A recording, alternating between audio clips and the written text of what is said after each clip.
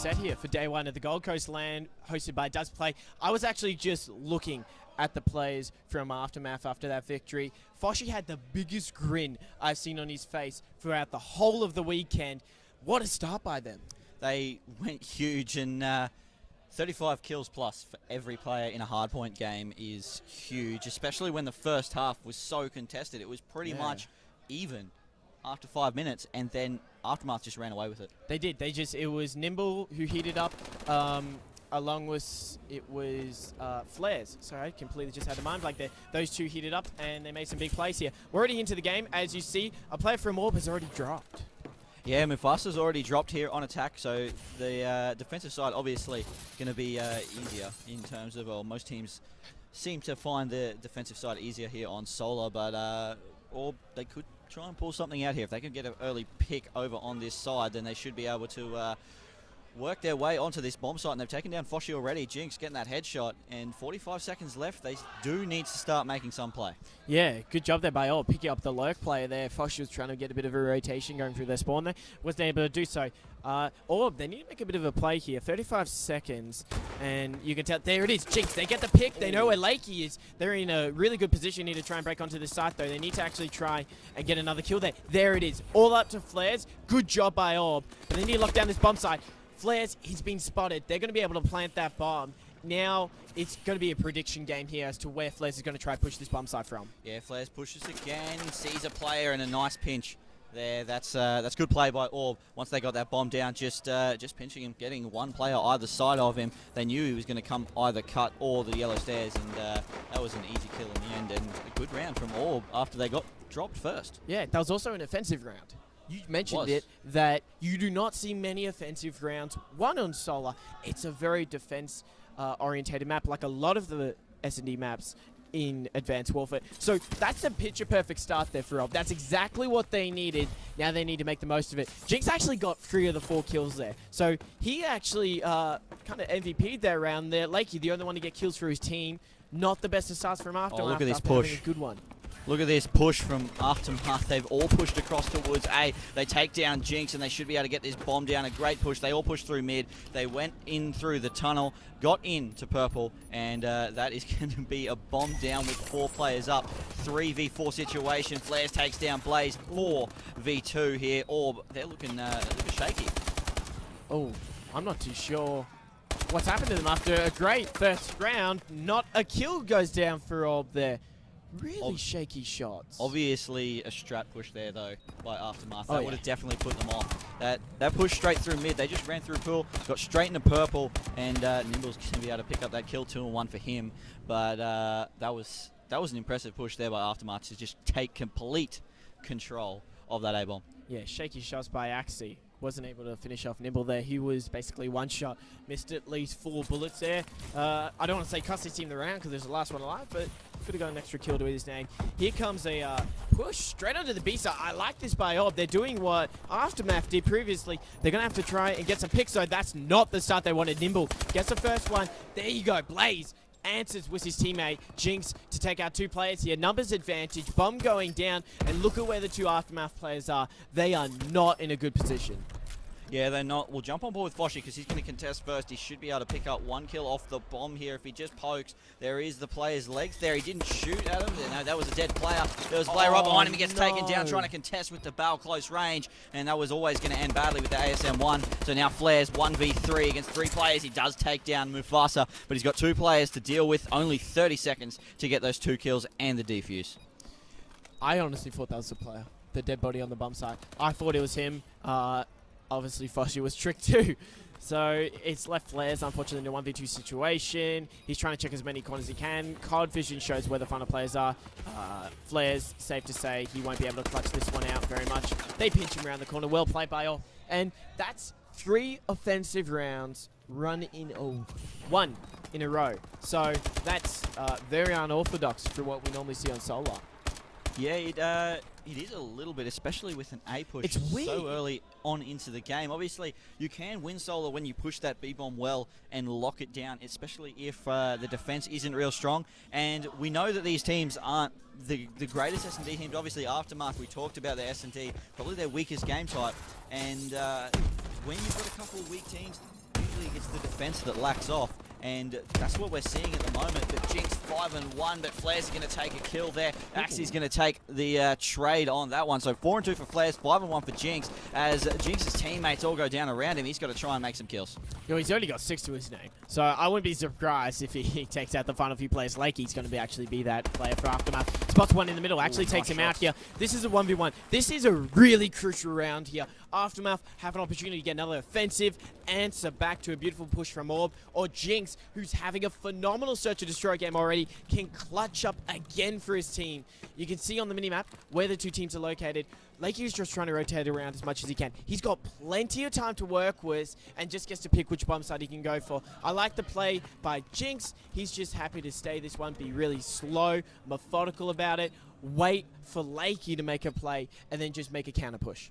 Yeah, well, Lakey, he kind of took Jinx out. He was in mid. He was trying to push across towards A, but Jinx is going to get that kill, and well played by Jinx. Jinx knew that it was going to have to be Lakey that made the play. Lakey had the bomb. So all he had to do was just sit, wait, watch across, make sure that if he did push that way, he was going to see him. If he didn't, the bomb was going to go down, and then he could react to that, rather than walking around the map not really knowing where the other player is and maybe getting picked up by behind. So nice play there by Jinx. 7-1 for him, but also Lakey. He was pushing across to A, got a kill, went back to B, so he kind of baited that, and then he didn't plan at B. He kept rotating again to A, so it was kind of a double rotate, and it didn't really work in the end. So not sure about that from Lakey. Thought he could have got the bomb down a bit earlier. Jinx looking for first blood here was the scope, though, but we can see through Code Vision he's not going to have too much luck there. All the players from the team of Orb, they want to switch this one up. We've seen very fast rounds from all the teams. Orb, like, no, wait. We're playing this one slow. And we'll see if it works for them. They've won all their aggressive rounds so far. If they can go up 4-1, then have a defensive round, I'm willing to say they're going to take this map.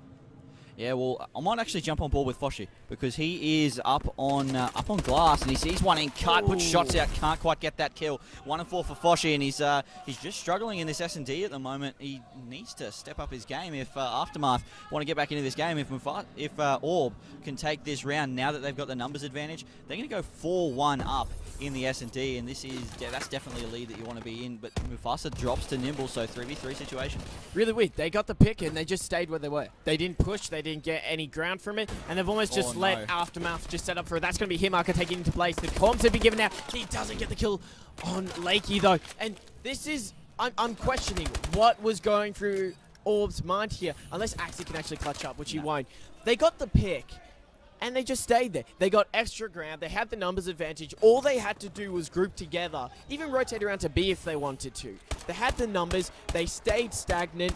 And the defensive teams, all they had to do was wait for them to almost push them. Not too sure what Orb were doing there. They had a good opportunity to just, even if they just traded out the kills, you know? Oh, there's a high chance the player's going to be there. We'll send 2 there, trade out the kills, still have the numbers advantage. Well, they especially should have known that usually the player that pushes up that A street on the defensive side will either all the way go through spawn or jump up on glass. If they kill one on glass, though, then they should be able to take it. But a fast push yet again. Aftermath just taking complete control of this A-bomb. Jinx is going to take down Nimble. Lakey's going to take down Jinx in reply. All 3 other players from Orb over on that B side. So a great push by Aftermath, and these stratted A pushes are really impressive at the moment, getting that bomb down early and keeping that numbers advantage after Flares takes down Mufasa. Axie and Blaze, they got to go big here for their team. Ooh, what's Axie going to do here? Okay, so he knows where one player is. Got tagged up a little and just comes back around to poke it again. I like the balls that Axie has with that play there. Like, he knows the player's there. I'll outgun him. I don't care. But here he comes onto that side there. Now, this is beautiful communication. The player does drop, though. Blaze has a chance to clutch this one up. It's up against Flares. Can he do so? 11 seconds. He's got to go for the defuse here, and this should be an easy round. Gets a kill, but Aftermath will get that one. They love that fast A rush. Oh, it's happened twice now. They don't know how to answer back to it. No, they don't, and you saw there, because they got the bomb down so early in the round, it kind of put Axie off. Axie seemed to think that he had more time than he did. He was kind of poking, peeking, waiting for his teammate to get there so he could get the trade. But by the time they got the trade, there's only 12 seconds left, and it was still a 1v1. There was still a player up, and there was no way he was going to get that defuse down at all. So just a very slow push once it was a 2v2 there by Orb, and I think that's just because it was such a quick plant by Aftermath. Well, we saw it in previous rounds. They've just been slower. They have opportunities to make plays, and they approach it very slowly. Nice. Actually, good shot. Takes out Foshi. That is normally the lurker play for Aftermath, someone who likes to be very aggressive. That's opened up a world of opportunities here on the A-bomb side. But here comes the rotations from Aftermath. Lakey actually takes out Axie. Their Jinx in the background trades out there. So once again, they're happy to just trade it out. Flares all up to Mufasa, one-on-one. He does take out Flares. There was a numbers advantage. They know exactly where he is. He's going to end that EXO ability here. Look where the two players are. The bomb is down on A. So Mufasa, he's got 40 seconds if he can somehow pick up the bomb. He spots the play though. Long range shots going out with the ASM1. Tags him up. Has the bail. Now, Nimble just bails. This gives Mufasa... Oh, he's rotating. He didn't go for the plan. Yeah, well, he's got 30 seconds to rotate, and I think he's seen Nimble. He's seen Nimble go across that third story. Now he's going to be able to go straight in for this plant. He should at least go for it. He shouldn't be trying to check. Yes, he's going to get that plant down. 18 seconds left, so that's going to go down. And Nimble going to start to rotate. He's going to jump up. Is he going to see him run away? Yes, he is. Gets the kill. Wow. Nice kill there by Nimble. He melted him. He did, but he did miss a shot. That's always going to happen if you don't miss. Did he bring his router? He melted it. He went massive in the hard point. Yeah, 40, so he did. All the players dropped some huge numbers. That was a 3-1 lead for Orb. They didn't even get 3 rounds. Somehow, Aftermath now have the lead, and they have all the momentum, to be honest. They're going to be on an aggressive side here. Are they going to go for that fast A rush again, though? I wouldn't expect it. Flares is going to chuck that spawn nade straight across to block that mid push. Doesn't actually take anyone out. No one from Orb pushing mid, but that means they can call out. They can actually get into mid a little bit more. They're going to go for the fast B push, but Foshi and Lakey get taken down, so now it's a 2v4. So that push not coming off well for Aftermath. Flares puts shots out, tags. You're going to get the trade, but Nimble goes down as well. So Flares up in a 1v3. He's tagged. He's kind of stuck. I think they know where he is. They should be able to just block him in and stop him from escaping, but he has gotten out, and he has to make a play for that bomb. It is over on B, and he's rotating A. He needs to try and get these kills. Well, he's got 50 seconds, so he's got plenty of time to work with here. He's got to almost go for an unorthodox play to try and break this setup here. If he can somehow clutch that, the amount of momentum that's going to go to Aftermath, I think it'd be unstoppable. That's a good start. That's 1 kill. Now, it looks like he's going to rotate through the A-bomb side. The question is, did Jinx give enough information through that kill cam to know where Flares has gone to? But I like the way Flares is playing this. He's just jumping around like a maniac, just trying to check as many corners as he can. The guys from Orb being very patient about this one, and you can see Flares has to check so many spots for these players that the clock is going to be his biggest enemy. It is, and I like the way Orb played that. They should get this round, except Flares gets one. There's only one more there to contest. Axie is going to go around, see him, get the shots out, get the kill. But I like the way Orb played that. They had 3 players up, and as soon as they knew where Flares was over on that other side, they knew he'd be rotating through their spawn. So they just sat in spots where he couldn't find them from that spawn. It was going to take him a while to check every spot, so they were just wasting time. They knew where the bomb was. They didn't chase the kill, and that's why they were able to get that round and make sure they secured that 3v1. Finally, a slow play from Orb works out. So only took them 8 rounds. 8 rounds. They got it right eventually. But, eventually. You know, they've got 4 rounds on the board. It's trial and error. We'll go with that. Axie, he's going to be looking for the lurk player. You can see it. That's Foshi. This is what Foshi loves to do. He loves to push through that A side of the street and wrap around. Axie's just going to make sure that he doesn't do so. First blood does for Lakey. He's going to drop once again. Lakey's like died first blood at least 3 times so far there. Hasn't been able to trade out a kill here. Now, Orb, I don't want to see them do this again, where they get the early pick and they don't make anything with it. Well, let's have a look at Axie, because he actually is going to make something with it. Because Foshi has to watch over towards that B side, he can actually push up over on A and get this flank going. So Orb, the other players from Orb shouldn't be pushing too much. They should just be rotating around, trying to find this pick. Jinx does go down, Blaze goes down, but they take down Foshi as well. 2v2 situation. Axie's going to see one in mid, shots out, going to get the headshot there on Flares to take him down. 1v1, Axie up against Nimble, but the bomb is down on the other side of the map. And I'm not sure if Nimble knows that, because Nimble's actually going to push him. They should see each other. No, Nimble just playing it nicely. Okay. It's Nimble's 11 for 5. I'm going to put my money on him. He actually spots the player. Back turn. What was Axie thinking? He could have run into the building there. Watch this kill cam. All right, so Nimble pokes at a pretty lucky timing here. Axie, Picks up the bomb, but he could have he at should have least known that Nimble was going to be watching that bomb. He I just would've jumped straight on it to try and pick it up, go to a bomb site. he should needed have to at least check dummied it. Yeah, well, like where it was so easy to sit on those steps exactly. in pipe and just pick off that kill. He definitely should have pushed through the middle pipe. Tried to Yeah. poke pipe at least just to check whether he was there. But we'll get into this next round because Aftermath, they're only one round away from taking this S&D and going 2-0 up in the series. Foshi's actually going to take the bomb. He's 1-8 at the moment. Oh, they get here the we first go. kill through Lakey. And Nimble pushing right That's up. 2. Lakey's going to get 2. So nice play by Lakey. Lakey's going to That's flank 3 for around Lakey. Lakey going big over on the other side. But Blaze, 1v4 to keep his team in this map.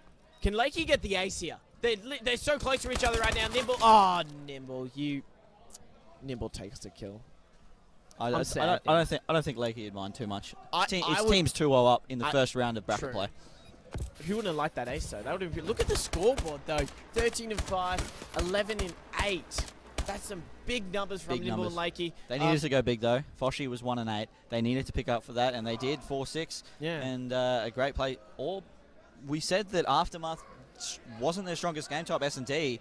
Now that they've been able to win an S&D, they're looking at going to try and sweep this one at 3-0. But Orb, they're a good team. We've seen them play extremely well in the first half of the hard point, so we know they can play respawn. It's just whether they can keep it going for a 10-minute game. What was a 3-1 lead for Orb, they lost 5 rounds for their only one. So, like, they had it in their hands, and it just, they dropped it. Yeah. Not too sure what's happening with Orb. They can come back in this series, but the fact that Aftermath have actually won a Search and Destroy, it's going to be hard. Real hard coming into this respawn. Guys, map number 3 will be up shortly. We're going to go to a quick break. More action will be brought to you very shortly.